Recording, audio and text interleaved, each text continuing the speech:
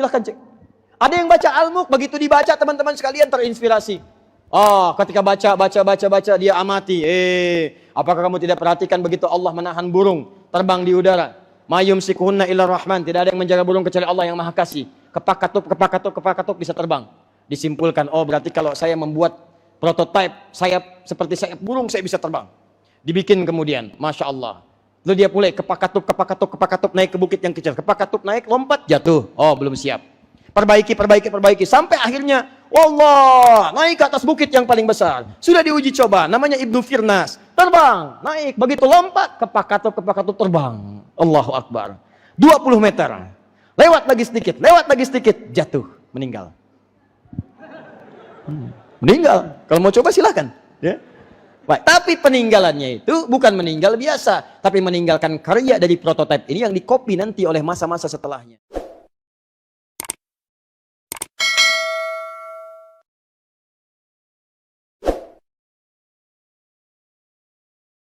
Menariknya teman-teman sekalian, penjelasan Al-Quran ini disampaikan lewat lisan Nabi dengan perilaku Nabi. Dirangkum oleh para sahabat, disampaikan secara lisan. Setelah itu oleh ulama-ulama setelahnya ditulis tuh. Begitu ditulis jadi kitab hadis. Orang-orang sekarang umumnya mengira kitab hadis itu sekedar kitab bacaan. Dibaca, dipelajari, bikin pengajian, pulang. Padahal kitab hadis itu saat disusun, itu penjelasan dari Al-Quran. Dibikin bab-bab sesuai dengan spesialisasi pekerjaan kita. Contoh, Sahih Al-Bukhari. Ada 97 kitab, 97 bab. Setiap bab itu ada hadisnya. Misal, bab pertama Kitabul Iman, pembahasan tentang iman. Di situ ada 57 hadis. Anda bertanya, ya Allah, ya Rasulullah, kenapa iman saya turun naik seperti lift? Kadang naik, kadang turun. Tapi nggak bisa dikontrol. Kalau sedang naik, semangat saya ke masjid. Kalau sedang turun, ya Allah, jangankan tahajud, sholat fardu pun saya terlambat. Bagaimana caranya menaikkan iman saya dijaga nggak turun-turun? Baca ayat-ayat tentang iman, keluarkan ayatnya. Bagaimana kemudian menjabarkan ayat iman itu? Buka kitab hadis Al-Bukhari, Kitabul Iman, bab tentang iman, pelajari 57 hadis. Demi Allah saya katakan, iman Anda akan diangkat dan terjaga tidak turun. Kitabul Ilmi, kitab keduanya tentang pengetahuan. Di Quran ada ayat-ayat ilmu, begini ya cara belajar, begini cara menghafal. Dijelaskan turunannya di mana? Di hadis. Nih cara belajarnya begini, supaya barokah begini, supaya cepat hafal begini. Kata orang sekarang, ada 4 kriteria penuntut ilmu. 1, cepat ingat. Kemudian yang kedua, cepat ingat, lambat lupa. Yang kedua, cepat ingat, cepat lupa. Yang ketiga, lambat ingat, lambat lupa. Yang repot yang keempat, lambat ingat, cepat lupa. Jadi begitu saya ajarkan, belum paham tuh. Begitu mau ditutup, itu maksudnya paham. Keluar masjid, lupa. Tapi ilmu Al-Quran tidak. Nabi pernah mengajarkan pada golongan orang-orang tertentu sampai mereka jenius di bidangnya. Ada 4 orang jenius nanti di masa Nabi. Di antara kalangan mudanya nanti ada Ali bin Abi Thalib. Itu pemuda luar biasa. Akhlak yang mulia, orangnya jenius dan sebagainya. Bahkan setia kepada Nabi SAW. Dinikahkan dengan putri tercinta Nabi SAW. Menemani Nabi di dalam rumahnya ketika dikepung oleh orang-orang terbaik. Dari kalangan Quraisy 100 orang. Pasukan yang khusus. Kalau sekarang Kopassus ya. Kalau angkatan laut Denjakanya. Kalau angkatan udara ada Paskasnya. Ada macam-macamnya. Kepung 100 orang. Dengan senjata yang sudah terhunus. Kata para sejarawan, kalau binatang lewat pun ketahuan. Dikepung 100 orang, yang menemani Nabi cuma 2 orang. Satu sahabat mulia Abu Bakar As-Siddiq radhiyallahu ta'ala anhu, oleh Nabi diplot untuk menemani saat hijrah. Ali bin Abi Thalib masih muda. Oleh Nabi dikatakan, ya Ali, bala ya Rasulullah, tidur di tempat saya tidur ini. Tidur. Tempat itu diincar oleh 100 pemuda tadi. Taruhannya nyawa. Saking taatnya pada Nabi, dan luar biasa nanti. Ketaatan kepada Nabi melahirkan keberkahan bagi dirinya. Taatnya luar biasa, taruhan nyawa. Apa kalimat yang keluar di lisannya? Kata beliau, bala ya Rasulullah, siap. Siap. Apa yang dikatakan oleh Anda, saya kerjakan. Gak ada tawar-menawar. Belum pernah saya mendengar atau membaca satu kitab sejarah mengatakan ketika Nabi katakan Ali tidur di tempat saya. Lalu Ali menjawab misalnya, ya Rasulullah jangan saya, Abu Bakar aja yang tuaan dikit. Nabi, gak ada. Silakan lihat. Gak ada. Apa yang terjadi setelah itu? Belajar, jenius. Anda buka kitab misalnya Al-Jawahir, lihat bab terakhir. Di situ dijelaskan bagaimana Ali bin Abi Thalib ternyata selain pakar tafsir, memahami matematika. Ada pembahasan matematika Al-Quran. Dulu orang-orang baca Al-Quran itu mengeluarkan pengetahuan. Siapa penemu atom? Kimia. Halo? Bang Asep. Tapi bukan. Penemu atom itu, teman-teman sekalian, awas. Kadang sekarang anak-anak sekarang belajar kimia, saya bingung tuh ya. Ditangkap-tangkap tapi nggak pernah diteliti. Lihat, penemunya Jabir bin Hayyan. Jabir bin Hayyan dari mana menemukan atom ketika baca Al-Quran? Surah ke-57 Al-Hadid. Baca ayat Al-Hadid ini, menghafal Quran dulu tuh. Begitu dihafalkan sampai ayat 25 sampai 26 Al-Hadid. Wa anzalna al-hadid, kami turunkan besi. Dilihat, oh besi, apa ini besi? Dicari. Dianalisis oleh beliau, dibawa ke rumahnya, masuk ke laboratorium sederhananya. Dilihat, dipetakkan sampai muncullah kemudian turunan atomnya. Sampai sekarang simbolnya disimbolkan dengan Fe, ferum namanya. F besar, E kecil, Fe, gini. Tuh, ferum. Berapa nomor atomnya? 26. Atom besi nomor 26, dia punya isotop. Isotop untuk menjaga kestabilan atom. Isotopnya ada 4. 55, 56, 57, 58. Nomor atom 57, isotop nomor 57 itu yang paling stabil menjaga atom nomor 26. Surah 57 ayat 25 sampai 26. Besi. Silahkan cek.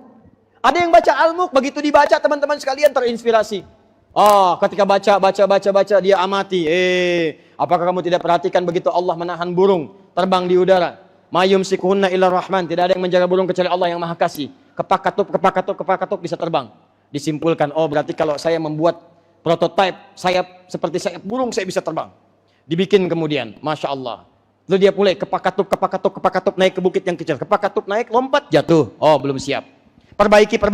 Sampai akhirnya, Allah, naik ke atas bukit yang paling besar. Sudah diuji coba, namanya Ibnu Firnas. Terbang, naik, begitu lompat, kepak katup terbang. Allahu Akbar. 20 meter. Lewat lagi sedikit, jatuh, meninggal. Meninggal. Kalau mau coba silahkan. Ya.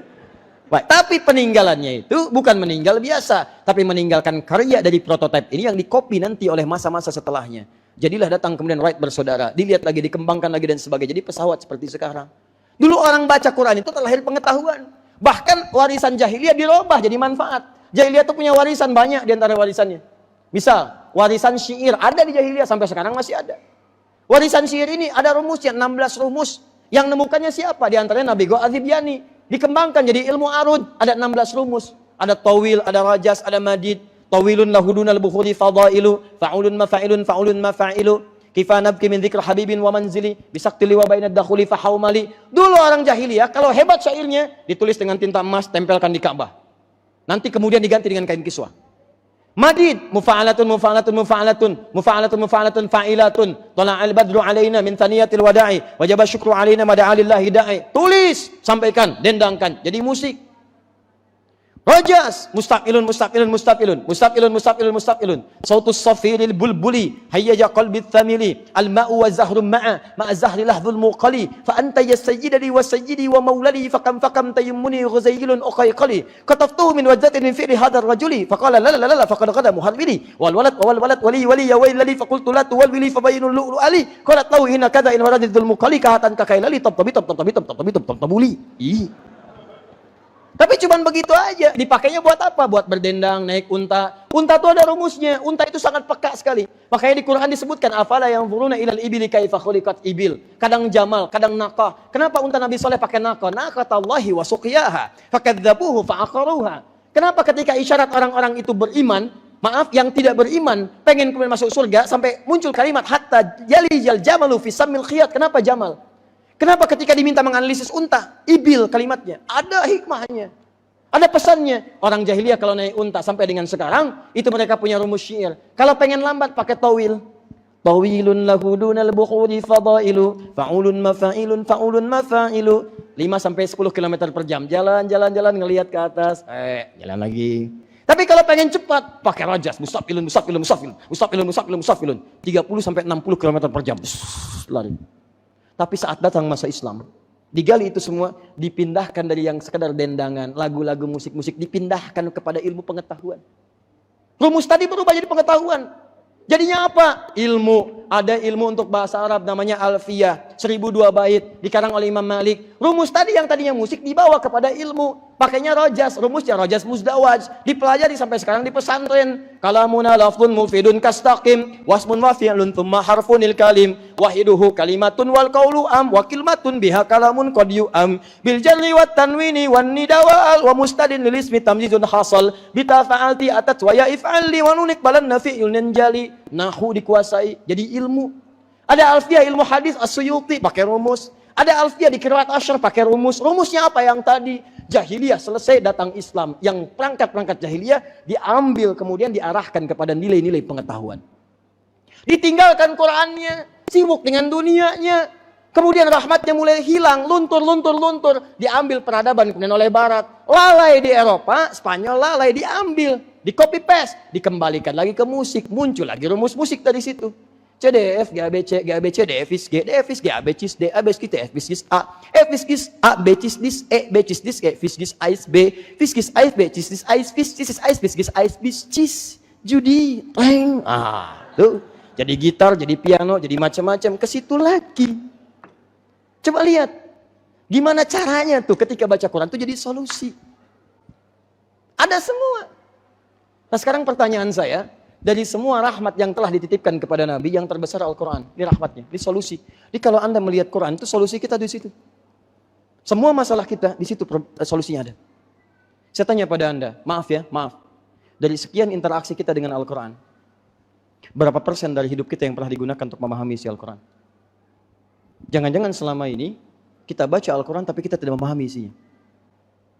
Karena itu dulu zaman Nabi, belajar Quran itu Masya Allah, silahkan yang menghafal. Tapi Nabi berikan kelas khusus untuk pemahaman.